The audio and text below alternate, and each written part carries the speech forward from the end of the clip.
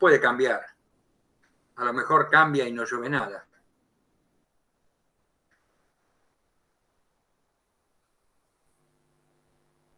Esperemos que cambie ya el clima.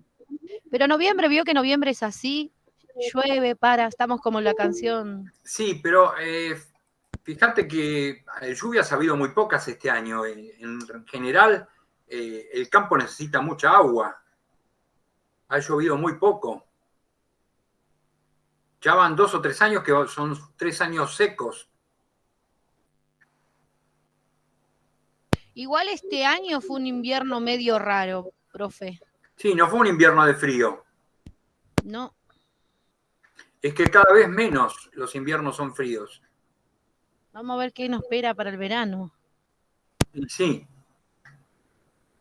Y vos fijate que en el mes de julio y agosto ha habido temperaturas arriba de 30 grados en algunos lados. 30 y pico, casi 40 grados en algunos. Una cosa insólita. Y nosotros en octubre, profe, sin ir más lejos, nunca tuvimos un octubre con mucho calor. No, no, para nada. Al extremo de armar la pileta para meternos, por lo menos, y sacar el ventilador por sobre todas las cosas, ¿no? Sí, poner el aire. Sí, sí, sí, tal cual. No, vamos pasando de un clima templado a un clima subtropical. Ya somos subtropicales.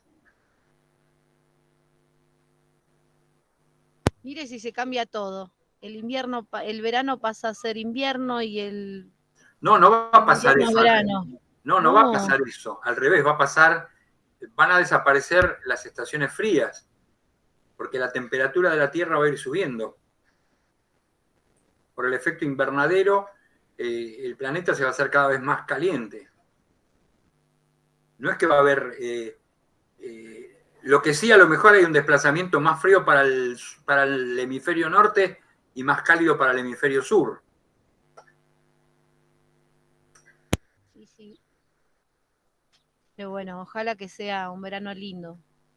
Más en enero, que se cumple de mi gorda. Ojalá, ojalá que sea lindo. Sí.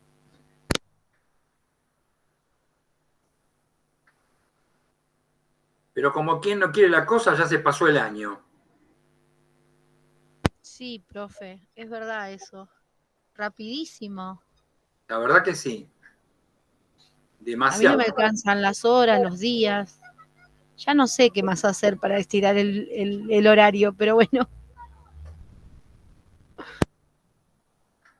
Y sí, sí, realmente es terrible cómo se fue. Esperemos que el año que viene podamos volver a la presencialidad. Así estamos más entretenidos. Sí, por lo menos uno sale de su rutina, porque, por ejemplo, a mí me pasa que a mí me gusta mucho cursar. Imagínense, me recibí el año pasado de maestra y ya estoy estudiando otra cosa. Me gusta mucho. Y estar con mis compañeros más, porque uno va conociendo gente, se van armando lazos. Es Ah, lindo sí, eso. obvio, obvio. Y me acuerdo, después le voy a pasar si lo encuentro, un escritito que no sé si alguna vez lo escucharon, que se llama Mira los gansos, que hace referencia a cómo vuelan los gansos y por qué vuelan en esa forma. ¿Sí? Si vos ves cuando vuelan los gansos y hacen esas migraciones, vuelan en forma de V, una V invertida. Y tiene una explicación, porque el que va adelante es el que hace más fuerza, los que van atrás aprovechan el movimiento de aire que hace y hace ese texto hace como una comparación a cómo debemos transitar la vida nosotros, ¿sí? Estando juntos como los gansos, pero no haciendo gansadas, sino acompañándonos y apoyándonos. Y en realidad es muy, muy lindo. Si lo encuentro, se los voy a pasar. Se lo voy a mandar al grupo. Buenísimo, profe. Y es verdad, porque ustedes, yo siempre digo que tener grupos así y ser unidos es bueno y da resultados. Y yo lo experimenté Buen día, Esteban. Yo lo experimenté en carne propia, porque cuando yo estudié teníamos un grupo y cuando nos recibimos y fuimos a colacionar, yo fui el abanderado de la colación por el mejor promedio y dos de mis compañeros de grupo fueron los escoltas. O sea que quiere decir que volar en grupo dio resultado, porque sacamos los 3 mejores promedios de toda la colación. O sea que no Wow, es qué algo bueno. despreciable. No, igual también, aunque estemos de esta manera, a veces también tratamos de, por lo menos algunos, de juntarnos y hacer un Meet o un Zoom para estudiar y esas cosas. Y la verdad que por lo menos en el examen anterior nos fue bien haciendo eso. Así Y que da obvio, resultado. sí, hay que rebuscársela. Cuando había presencialidad nos juntábamos a tomar un café. Ahora que no hay presencialidad estaremos en el Zoom, un Meet, pero de alguna forma estar unidos y ayudarse no ser mezquinos, ¿sí? Ayudarse unos a otros y no mezquinar. Es lo mejor que se pueden llevar de la facultad es eso, las amistades que hagan, los lazos, más allá del título. Sí, es verdad. Bueno, vamos a arrancar así.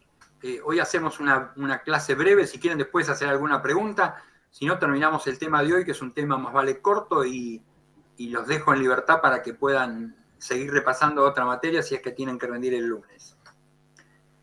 ¿Alguna duda con respecto a lo que vimos el otro día de toda la parte testamentaria, que es la parte más larga en sí de la... Sí, profe, es larguísima. Sí, la parte testamentaria es larga, pero van a ver que cuando lleguen a sucesiones les va a servir de mucho todo esto. Porque una de las cosas que no ha cambiado en gran forma es la parte sucesoria en el derecho civil.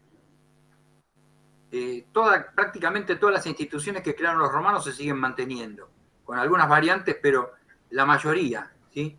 Todo lo que habla de herencia yacente, herencia vacante, colación, derecho de acrecer, legítima, todo es eminentemente actual eso. ¿Sí?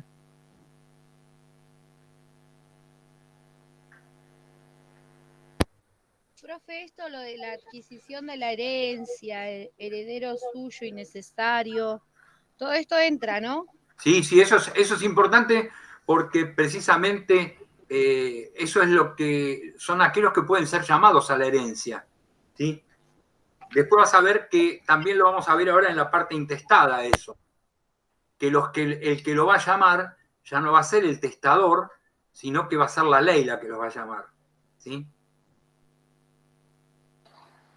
Profe, Sí, en sucesiones, ¿no? En la hereditas. el Entonces es lo hereditario. mismo decir hereditas, bueno, sí, bien. Sí. Es lo mismo decir heredero o eres. Eres es en ¿Significa lo latín. mismo? Eres es en latín. Ah, a ver, Heredero sería la traducción en castellano. claro. ¿Sí? Es lo mismo que vos digas Bueno. eres o herederos. Y las tres etapas, entonces es delación, después en el medio yacente y después hereditas, ¿no? La delación es el llamado a la herencia. ¿Sí? ¿Cómo? La delación es el llamado a la herencia. ¿Sí? Claro. El estado de yacencia es el estado que media entre el llamamiento y la aceptación de la herencia. Por eso se dice que está yacente, que está a la espera de ser aceptada por los herederos. ¿Sí? Claro, esa parte no la tengo yo, porque tengo delación cuando producía la muerte del causante. Pero no te hagas El problema. yacente, No te hagas ¿no? problema porque no te van a preguntar cuáles son las etapas. ¿Sí? Ah, bien. Entonces eso lo sacamos. Lo sacás por deducción. ¿Por qué? Porque hay un llamamiento que lo puede hacer el Claro. testador a través del testamento, lo puede hacer la ley cuando es intestada la sucesión.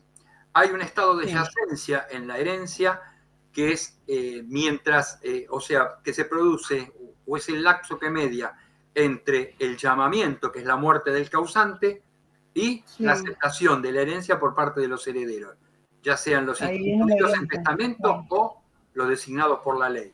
¿Sí? Si no, tenés otra etapa que sería el estado de vacancia, porque si no es La aceptado, carencia de dueño sería, ¿no? claro, porque no aparece ningún dueño, ¿sí? Entonces Claro. esa herencia vacante queda para el Estado. Pero también se permite la usucapio pro herede. ¿Qué quiere decir? Usucapir los bienes hereditarios. Con lo Ah, cual, el Ese Estado no es el entraría. la ejemplo. Ese es el bonorum ejemplo. possession. No, la bonorum possessio es otra No. cosa. La bonorum possessio no es. La bonorum possessio se le da a los herederos. Puede haber gente que entre en posesión de los bienes hereditarios sin ser herederos, ¿sí? Por eso se habla usucapio pro herede, que vos lo que querés usucapir es la condición de heredero, que no la tenés. Claro. En cambio, en la Adquirir bonorum la propiedad. sí la tenés. Lo que no Claro. la podés hacer valer por el derecho civil a veces. Por eso lo tenés que hacer que el pretor te le dé validez. Igual recién empiezo, así que me tengo que seguir leyendo, por ahí por eso estoy confundida, pero no, muy bien, profe, gracias. Profe, el de la Usucapión fue el ejemplo que dio cuando se moría uno que no tenía heredero, se agarraba la llave y se metía a la Claro, casa. en realidad eso es lo que traducido a Roma era cuando una persona sabía Claro, que sí. alguien no tenía heredero, cuando esta persona moría, entraba en posesión de los bienes y lo hacía quieta, pacífica y visiblemente, públicamente, ¿sí? El entrar en posesión de esos bienes le daba lo que se llamaba la usucapio pro herede, usucapirlo en tren de heredero, ¿sí? Buenísimo. Creo que hoy en día también se hace, ¿no? En realidad vos no podés usucapir la condición de heredero porque no hay, no podés recibir por... Sí, ya no hay más. No, lo que tenés que hacer es usucapir directamente, ¿sí? Pero no como heredero, vos no podés adquirir la condición de heredero por usucapión, porque ni siquiera un conviviente tiene derecho hereditario respecto de su pareja, por ejemplo, ¿sí? Menos ¿Está lo va a hablando tener un actual extraño. o de Roma? No, ¿Eh? porque Estamos hablando de la actualidad. Ah, bien. de la actualidad, o En la- solamente heredan los hijos o los familiares más directos, Exacto. si no hay testamento. Claro, pero Si no eso hay ya es por aquellos que la sucesión. ley que La se agotan usucapión en es otra cuarto cosa, grado, ¿no? ¿sí? O sea, si Hasta el no, cuarto grado hasta el cuarto grado. pueden heredar. Exactamente, hasta el cuarto grado de parentesco heredan, que serían lo que se llaman herederos forzosos, ¿sí? Aquellos que deben heredar. Los que no están en ese orden no tienen derecho. ¿Mm?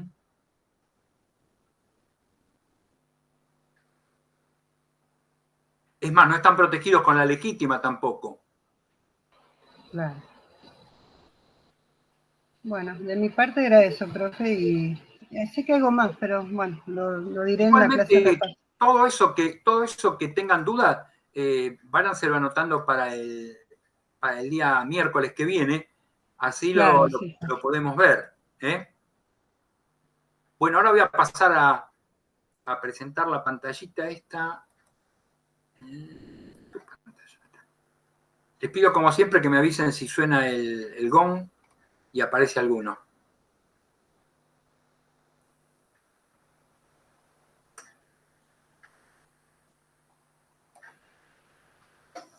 Bueno, como su nombre lo indica, sucesión ab intestato sería traducido literalmente sucesión sin testamento, ¿sí? Y va a tener lugar cuando no haya testamento o cuando se produzca la invalidez o en el caso que el heredero instituido, él o los herederos instituidos, repudiaran la herencia. Entonces, ¿qué va a pasar? Que va a ser la ley la que va a designar quiénes van a ser los herederos o quiénes van a entrar en posesión de los bienes hereditarios, y esto se va a dirimir o se va a dividir o a repartir fundándose en la organización de la familia, que quiere decir en el parentesco. Pero van a ver que de acuerdo a las diferentes épocas de Roma, los parentescos que se tomaron fueron distintos, no fueron todos iguales. No se tomaron en todas las épocas el mismo grado de parentesco. ¿Sí? Vamos a reconocer prácticamente, y para hacerlo más esquemático, que la sucesión intestada va a tener 4 etapas que van a ser llamadas evoluciones porque van a ir mejorando el sistema sucesorio. La primera va a ser la del antiguo derecho civil, que va a ser inclusive anterior a la República, va a ser ya de la época de la monarquía. Posteriormente va a entrar a jugar el llamado derecho pretoriano o ius honorarium para dotar de equidad o para brindarle un poco más de equidad a este sistema sucesorio. Hay alguien golpeando.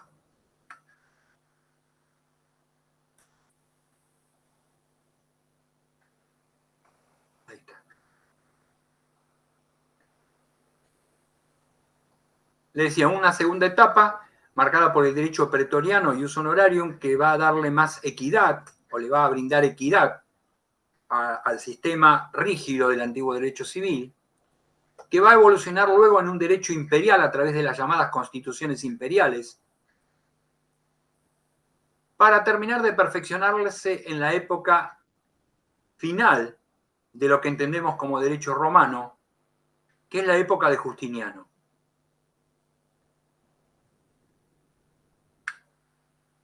En el antiguo derecho civil,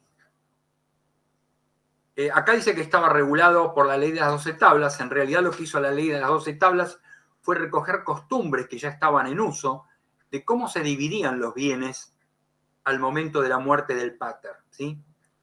Fíjense que las características que le dan es que le daba prevalencia al vínculo agnaticio, más allá del vínculo de sangre, y heredaban a aquellos que se encontraban bajo la patria potestad del pater al momento de su muerte. Por eso se iba a excluir al hijo emancipado, o sea, aquel que fue habilitado para formar una nueva familia, quedaba excluido. ¿Por qué? Porque no estaba bajo la patria potestad del pater. Cuando un heredero de orden o grado superior no aceptaba la herencia, esta no pasaba a los subsiguientes herederos, sino que era declarada vacante. En realidad, esto fue perjudicial. ¿Por qué? Porque el estado de vacancia impedía la continuación de un patrimonio familiar, que podía, como estábamos dentro de un vínculo agnaticio, y se acuerdan cuando vimos familia agnaticia, dijimos que eran aquellos que estaban vinculados hasta el 6º grado con el pater, ¿sí? Y fue regulado en la ley de las 12 tablas, que es muy escueto lo que dice en realidad la ley de las 12 tablas. Yo les voy a leer acá lo que en la tabla quinta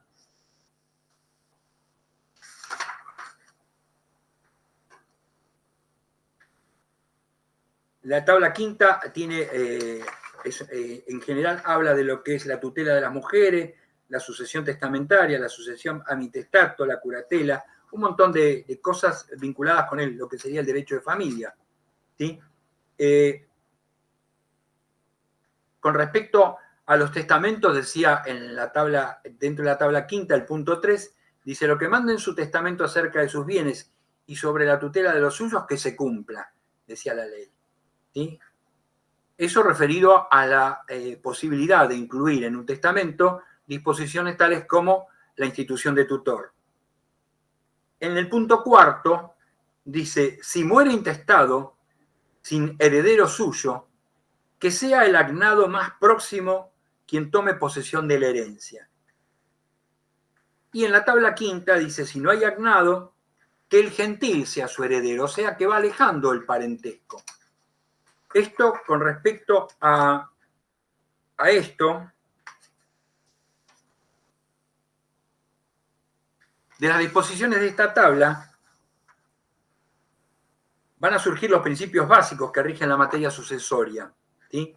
Y se van a establecer dos formas de transmitir la herencia, ya sea la testamentaria y la ab intestato o intestada, según si el causante haya dictado o no testamento. Si ha muerto intestado, la herencia se va a deferir a los herederos suyos, los descendientes que se hallan bajo la patria potestad de este pater al momento de la muerte. En caso de no existir, ven acá, está excluyendo a los emancipados, porque los emancipados ya no están bajo la patria potestad del pater. Aguárdenme un cachito que hay alguien golpeando.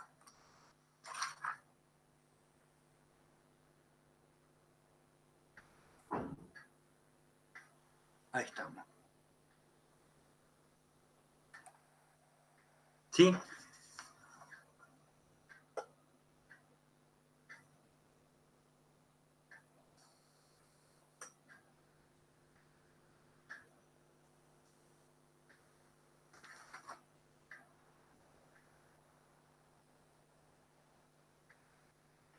En caso de no existir ningún heredero suyo, va a corresponder la herencia al agnado más próximo. Esto significa validar la agnación e ignorar la cognación como pauta del derecho sucesorio. ¿Por qué? Porque está excluyendo a los parientes de sangre que fueron desvinculados de la patria potestad mediante la emancipación, ¿sí? O sea, el hijo emancipado que tiene vínculo de sangre no hereda porque ha formado su propia familia y se ha convertido en su iuris, ¿sí? Profe, ¿esos son los herederos necesarios? ¿Puede ser? Estarían dentro de los herederos suyos y necesarios. No necesarios solo. Acordate que los herederos necesarios son solamente los esclavos, ¿sí?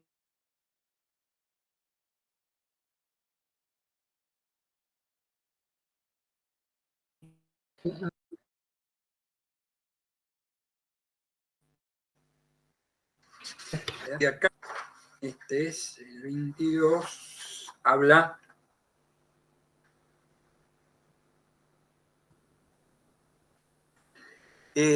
hay una discusión sobre lo que es el punto que yo les dije, que hablaba de que si no es, dice, si no hay agnado que el gentil sea su heredero, decía la tabla, y hay una discusión porque en realidad, en la época de la ley de las 12 tablas, el derecho gentilicio no existía según la mayoría de los autores.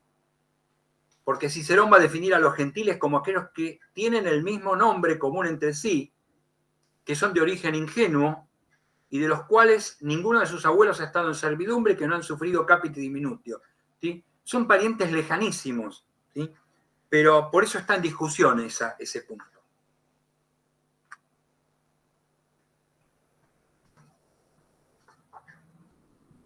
Acá les repite lo que habla de la ley de las 12 tablas.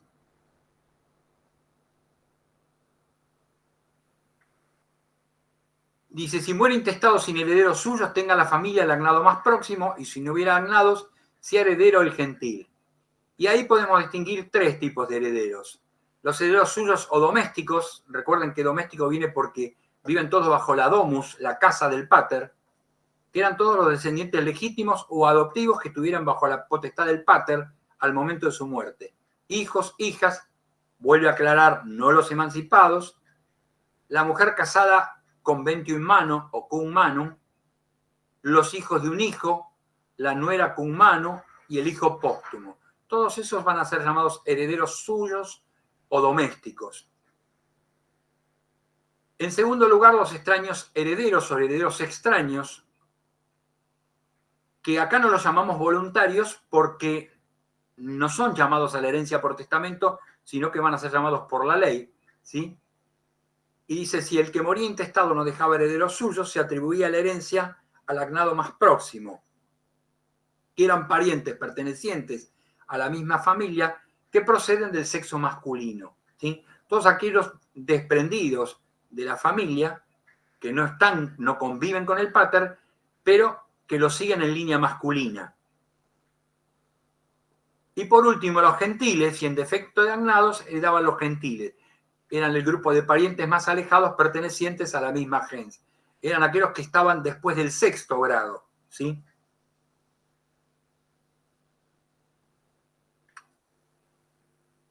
El derecho pretoriano que va a surgir por obra del pretor, acuérdense que el pretor arranca más o menos en el siglo IV de la era precristiana, o sea, como 100 y pico de años después de la ley de las 12 tablas, 150 años más o menos, va a ser modificado el régimen de las 12 tablas por obra precisamente del pretor, basadas en ese principio que usaron los romanos, que era el principio de equidad, ¿sí? Que era la permanente o el permanente deseo de darle a cada uno lo suyo.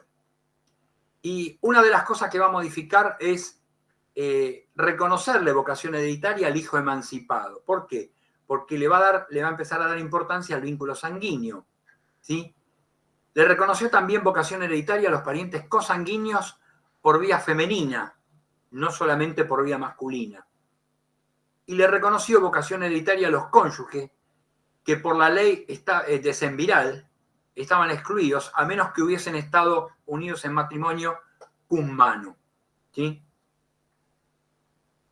O sea que no solamente le daba valor al matrimonio cum mano, sino a cualquier tipo de matrimonio. Para eso, el pretor va a establecer a los herederos en 4 grupos, en lugar de 3 como estaban antes. Los que estaban en el primer orden iban a tener 100 días desde la muerte para pedir la bonorum possessio, precisamente la modificación que introduce el pretor y que por eso modifica o complementa lo que era el derecho civil, es la bonorum possessio, ¿sí? Por eso los herederos van a pedirle al pretor, dentro de los 100 días de producida la muerte del causante, que se extendía a 1 año para el caso padres e hijos del causante, o sea, para los familiares más próximos, y si los de primer orden no se presentaban ante el pretor, podía hacer la petición la clase subsiguiente y así sucesivamente. Los órdenes o grados van a ser llamados de esta forma.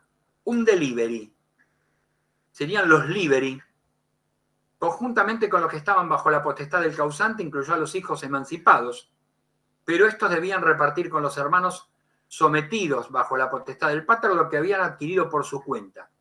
¿Qué quiere decir acá? Acá le pone colación, pero en realidad no estarían colacionando los bienes hereditarios, sino estarían colacionando los bienes propios, ¿sí? Esto en la actualidad no existe, solamente se colacionan los bienes recibidos como anticipo de herencia, no los bienes que uno ha podido generar con posterioridad a la emancipación, ¿sí? En este caso, para poder entrar en la sucesión del pater, si está emancipado, tiene que colacionar con el resto de sus hermanos los bienes que hubiera generado después de su emancipación. En segundo lugar, van a encontrarse los undelegítimos, que estaban dentro de los llamados herederos suyos, que iba a ser el agnado más próximo, y los gentiles, que eran aquellos que eran llamados a la sucesión por el derecho civil. En tercer lugar van a estar los undecognati, que eran los parientes de sangre más próximos, y este parentesco podía derivar tanto del padre como de la madre. Y por primera vez entraron en este llamamiento hereditario los parientes por línea femenina. Fíjense que recién en tercer lugar van a estar el vínculo de sangre. Y en cuarto lugar estaba undevir et uxor, que serían el cónyuge superstite. Vir es varón, uxor es esposa, ¿sí? Que se va a dar en el caso que el matrimonio hubiera sido sine reo libre, o sea, que no sea un matrimonio cum mano. Porque si el matrimonio era cum re, la mujer heredaba a su mujer, la mujer heredaba a su marido como un heredero suyo, ¿sí? La posterior evolución la va a marcar el derecho imperial, que va a empezar a brindarle importancia y protección al parentesco de sangre. A partir del emperador Adriano, que es uno de los 5 grandes emperadores, se va a conocer o se va a conceder favores a los cognados, lo que es el vínculo cognaticio, y para eso tuvieron gran importancia los senados consultos Tertuliano y Orficiano. Senados consultos ahí apareció senados, pero son senados consultos, son resoluciones del Senado, y las constituciones imperiales valentiniana y anastasiana, ¿sí?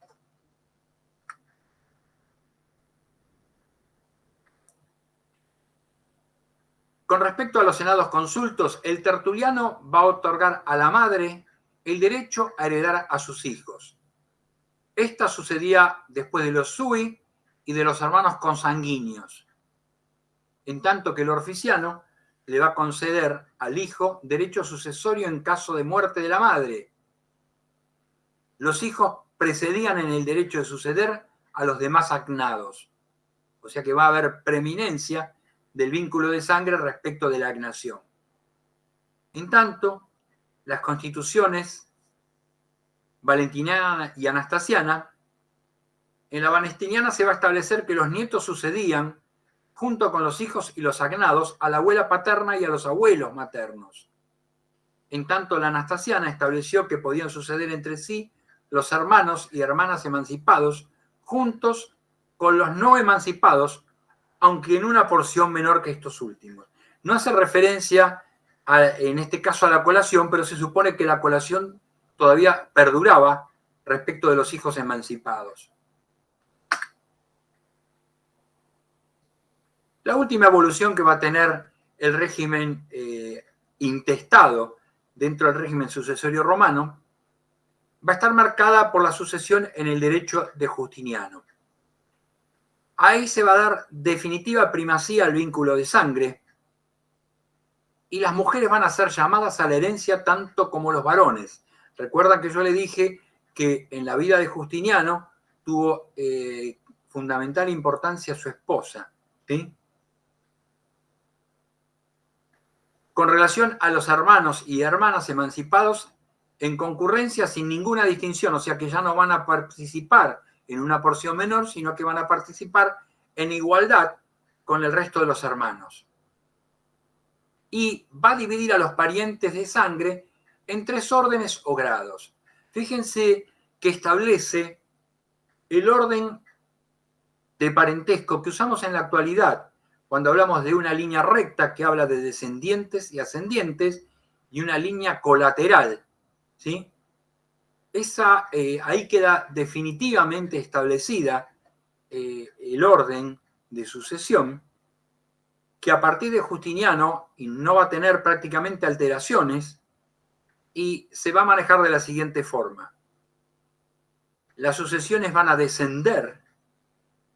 En caso de no haber descendientes, va a ascender, y en caso de no haber ni descendientes ni ascendientes, se va a desparramar hacia los colaterales. ¿Qué quiere decir? Si muere un padre, lo heredan sus hijos. Si no hay hijos, lo heredan los padres de él, si vivieran. Y si no hay ni hijos ni padres, se va para la derecha o para la izquierda, como a ustedes les guste, y lo van a heredar sus hermanos, ¿sí? O sus sobrinos, si los tuviera. Los colaterales se van a distribuir en 3 clases: hermanos y hermanas carnales y sus hijos, hermanos y hermanas de padre o madre y sus hijos, y otros colaterales, ¿sí? Lo que serían hermanos y medio hermanos en este caso.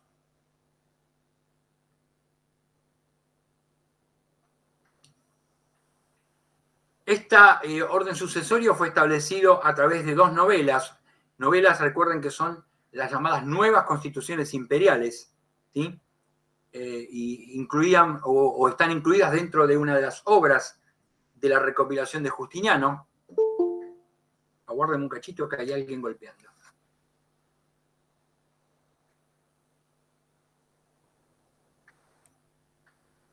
Ahí está.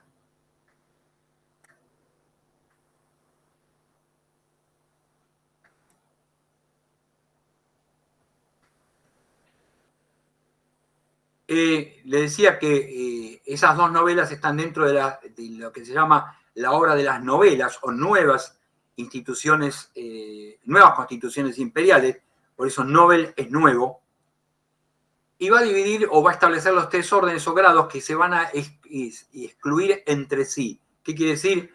Que uno va a tener preeminencia respecto de los otros y lo va a desplazar en una sucesión.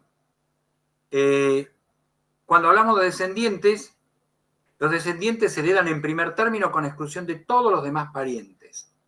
¿Por qué? Porque la sucesión siempre va hacia abajo. En ausencia de haber descendientes,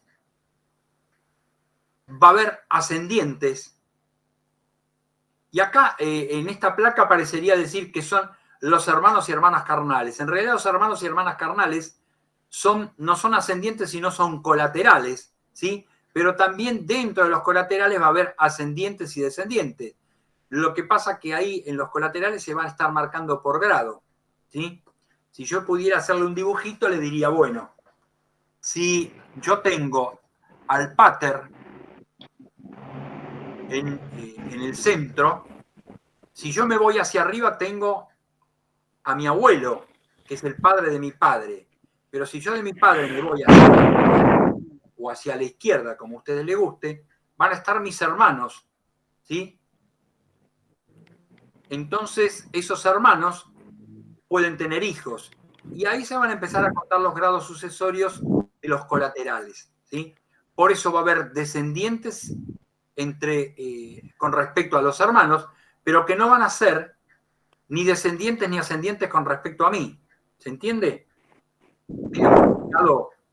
Explicado si no se puede hacer un dibujo. Pero... Profe, sí, decime. ¿podría mutear a la persona que tiene micrófono abierto, por favor? Porque no se le escucha nada. A ver, espera, porque no lo veo porque tengo placa. A ver, espera un poquito. Espera que detengo la presentación porque no veo. Rocco, por favor, mutea tu tele. Ahí está, Rocco lo bloqueó, ya está. No me gusta bloquearlo a mí, perdóname, pero prefiero pedirle que lo bloqueen, pero no me gusta ser autoritario. Prefiero que esto sea algo consensuado siempre. ¿Sí? No, está bien, Rocco, no hay problema. Bueno, vuelvo a la presentación. Igualmente, esta es la última plaquita. ¿Se entiende lo que le quiero, lo que le quiero decir de que cuando acá en esta placa parece que estuviera mezclado descendientes con colaterales, pero lo que está diciendo que si bien esos grados se excluyen entre sí, yo voy a tener ascendientes y descendientes en línea recta y voy a tener, dentro de los colaterales, voy a tener hermanos que van a tener a su vez descendientes, ¿sí? A medida que se vayan alejando de mi hermano, esa descendencia va a ir perdiendo grados, ¿sí? O va a ir generando grados de lejanía. Esos grados de lejanía son los que le van a permitir entrar o no en posesión de una herencia. Acá habla de los colaterales hasta el 6º grado, ¿sí? ¿Qué quiere decir? Que en la época de Justiniano se aceptaba que la ley llamara hasta el 6º grado de parentesco. Yo le dije que después, en nuestro derecho civil, cuando nace el Código Civil argentino, la vocación sucesoria muere en el 4º grado, ¿sí? Y acá aclara que con respecto al cónyuge superstite, se aplicaba la bonorum possessium debi eduxor, que debía pedir al pretor la bonorum possessio en caso de que el matrimonio fuera sine manu, ¿sí? Si era con mano, entraba dentro de los descendientes, ¿sí? Bueno, con esto más o menos tendríamos... me faltaría algo acá que no estaba en la plaquita, que son...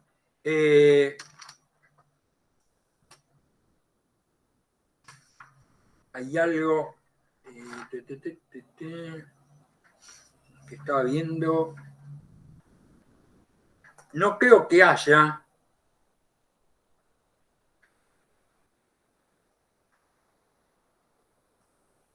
No creo que haya preguntas al respecto, pero por las dudas,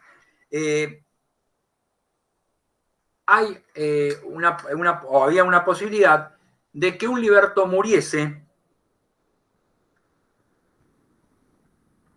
y muriese sin otorgar un testamento. ¿Qué pasaba con el liberto? El liberto iba a reconocer, o respecto del liberto se iba a reconocer vocación sucesoria a su patrono.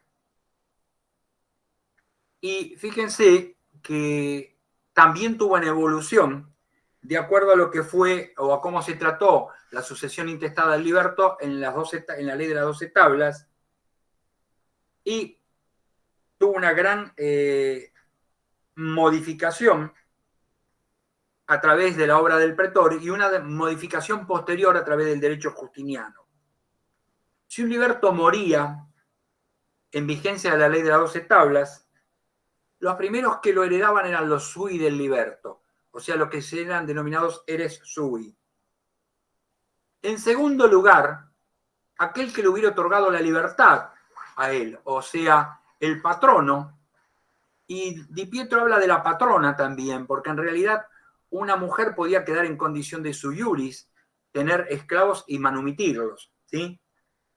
No creo que fuera lo más común, pero existía aparentemente la posibilidad de ello. En tercer lugar, o sea, en ausencia de sui del liberto y de patrono o patrona, los herederos suyos del patrono, aun cuando éste los hubiere desheredado. ¿Por qué? Porque en realidad son desheredados por el patrono, pero no pierden el derecho, en caso que el patrono no esté, a entrar en la sucesión del liberto del patrono. Algo medio extraño, pero bueno, estaba establecido así. También tenían vocación sucesoria respecto al liberto los agnados y hasta los gentiles del patrono. El pretor va a introducir modificaciones y va a consagrar como primer heredero o heredero en primer lugar, o herederos en primer lugar, a los llamados liberi, que eran todos los descendientes del liberto. Pero si éste solamente tenía hijos adoptivos, o sea, no hijos naturales, o una mujer in manu, que estuviera bajo la mano de él, van a concurrir en la herencia en partes iguales el patrono y sus hijos varones. ¿Qué quiere decir? Que ahí el patrono también va a seguir teniendo gran importancia y va a estar hasta en primer lugar, dependiendo de que si tuviera hijos naturales o no el liberto. En segundo lugar, van a entrar en posesión de la herencia los herederos legítimos, lo que llamaban los legítimi, que eran aquellos que la ley de las 12 tablas los llamaba. En tercer lugar van a entrar los cognados, que eran los parientes de sangre del liberto fallecido. Profe, una consulta. Oigo. El liberi, ¿qué sería? ¿Libre? ¿O los hijos La traducción literal sería libre, pero en realidad son libre? todos los descendientes del liberto, ¿sí? Ah, bien. Listo, sí me anoto. Gracias, profe. Le decía, en segundo lugar los legítimos, en tercer lugar los cognados, que eran los parientes de sangre del liberto muerto. En cuarto lugar la familia del patrono.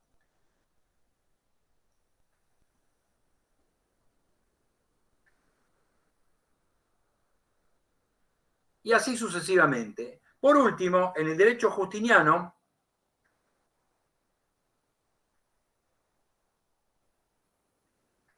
se va a reconocer por primera vez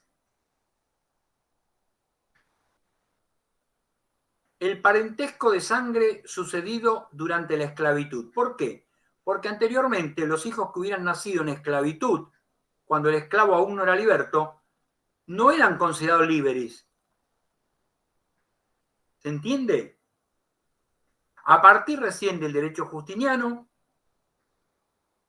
todos los parientes, aún los nacidos, la descendencia nacida en la esclavitud, va a ser considerada herederos.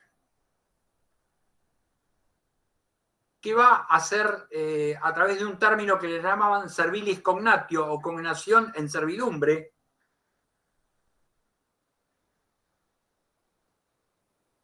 Por lo tanto, lo van a heredar en primer lugar, todos los descendientes del liberto.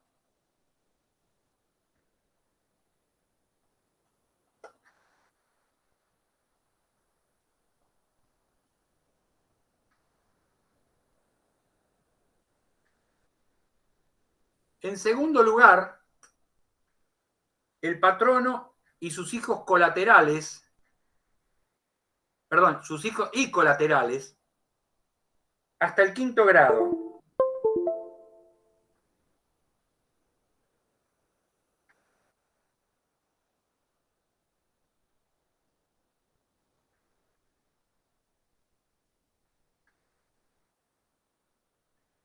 En tercer lugar, los colaterales del liberto hasta el 5º grado.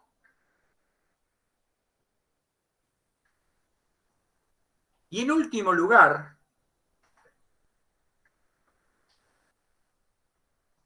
el cónyuge supérstite. Fíjense que acá parece que Justiniano se olvidó de darle preeminencia a la mujer, porque la dejó en el último escalón, prácticamente en imposibilidad de suceder al liberto. ¿Sí? Pero eso sería la evolución que fue marcando la forma de suceder a una persona en el orden intestado. Les vuelvo a repetir que cuando ustedes vayan a cursar sucesiones, van a encontrar que el régimen actual se maneja similarmente a lo que es la época de Justiniano, porque siempre decimos que las sucesiones bajan, suben y se desparraman. Siempre van a los descendientes, en caso de no haber descendientes van a los ascendientes, y en caso de no haber descendientes ni ascendientes, recién van a los colaterales. Y a la mujer, o a lo que sería, no hablemos de mujer ni de hombre, porque hablamos de cónyuge supérstite, el cónyuge supérstite está ubicado en una, digamos que es una posición neutra. ¿Por qué? Porque en el derecho moderno el cónyuge no hereda sobre los bienes gananciales, salvo que no hubiere hijos. ¿Sí?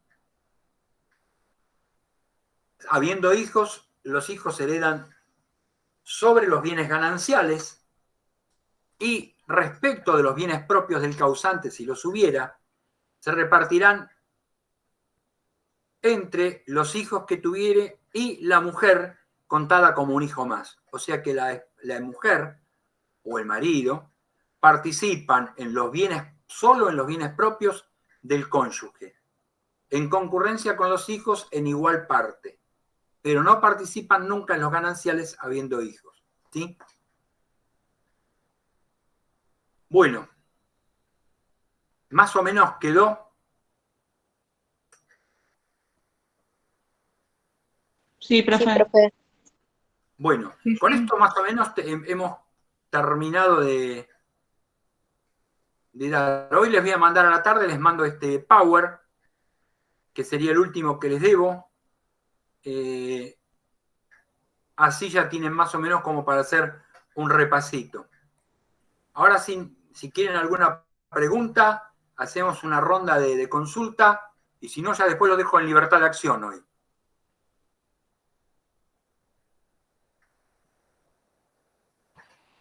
De mi parte no, profe. Prefiero la clase de repaso. No sé si... Sí, porque es raro Profe, que... ¿queda algún otro tema más? No, esto sería el último. Bueno. Acá se agotaría el programa. Buenísimo.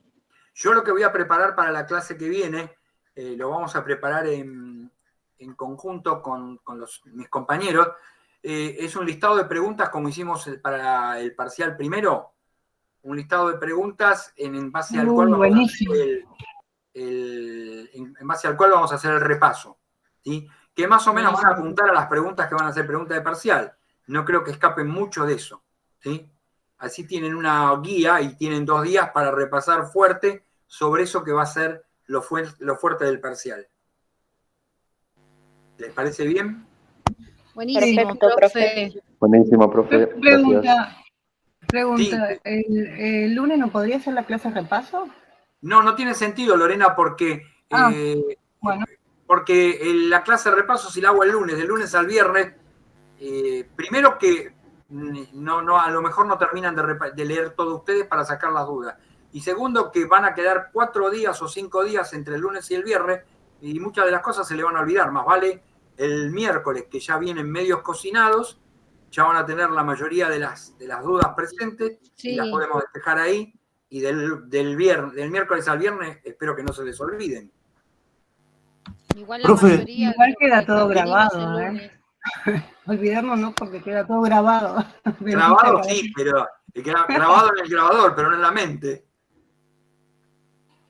Ah, sí, profe, sí. una consulta. Bueno, Fe, somos Para estudiosos. Te escucho. una consulta, profe. Para la gente que va a integrador, ¿usted va puede dar una revisión de un tema general? Mirá, esperá un cachito que me fijo, a ver, porque está previsto esto. Mirá, el día 17 del 11, Sí. ¿sí? Está prevista una clase de repaso del integrador, de todas las unidades, ¿sí? Bueno, perfecto. Que es un miércoles, es anterior a la clase del 19, que es el examen integrador, ¿sí? Y tengan en cuenta que Bueno. yo les dije que, por las dudas que alguno no estuviera, que el segundo parcial va a ser corregido en el mismo día y las notas van a estar subidas al guaraní, o sea que espero que muchos de ustedes ya ese día queden liberados directamente de la materia. No es porque no los quiera ver más, al contrario, Dios quiera. pero muchos, si Dios quiere, van a poder liberarse. Sí, sí, ese es el fin que va a ser. Sí.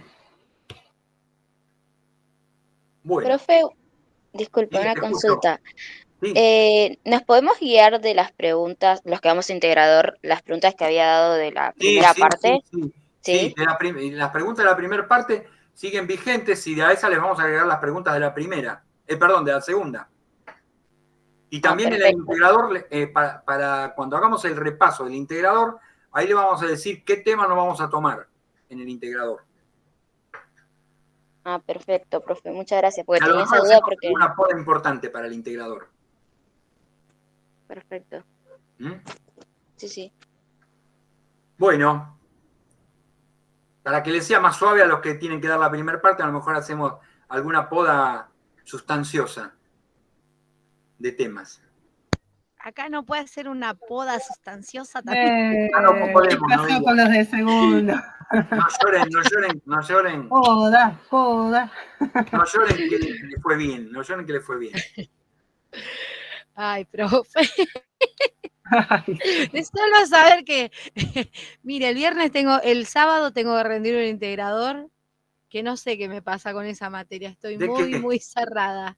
¿De Derecho qué? político. Pero de hecho, ¿cómo le va a ir mal en derecho político? Derecho político, Ay, no. es Es diabólica horrible. esa materia. ¿eh? Es diabólica esa materia, a nadie le queda. A mí me encantaba, no sé con quién De- están, en qué cátedra están, pero Y éramos un montón y aprobaron 42 nada más. Así que imagínense no sé para qué ir al cátedra está segundo ahora de parcial. derecho político, porque había cátedras que Estamos ya con se... secretaría entonces académica. la cátedra que era de la doctora Uberti, No, de probablemente. Florio. O de Florio, bueno, porque el doctor Florio se jubiló, Se entonces, jubiló. claro, quedó a cargo de Secretaría Académica. Pero tiene muy buenos docentes, tiene muy buenos De mi docentes. parte, sí, a mí me gusta como los profesores dan la clase, Sí, no. perfecta. El tema es uno. Giorgio Yo me es hago un cargo capo. de mí, digo, no de los profes o de la Giorgio materia en es un sí. capo. El Lo que gordo, me he Giorgio, reído con sí. con Y ese profe. no sé si sigue estando Penisi también. Eduardo Ni Penisi. idea. También Nosotros era tenemos a Giorgio y a muy Selva. muy genio era. Ahí pasan con la propaganda de que los votemos. ¿Qué pasó? Pasa el autito con la propaganda de que voten acá en Guernica. Micaela, me preguntás, tenemos que imprimir la confirmación de asistencia para el integrador. La verdad que no tengo idea yo eso, porque eso lo maneja todo alumnos. Lo que sí sé que tienen que confirmar por el tema de la distribución de las aulas, porque en base a los que confirman es cómo se programan las aulas. Sí, profe, pero no hay ningún link en el aula virtual como para Por ahora, anotarse. que ustedes estén pendientes de eso, pero vos no vas a integrador, vos tenés segundo parcial. Sí.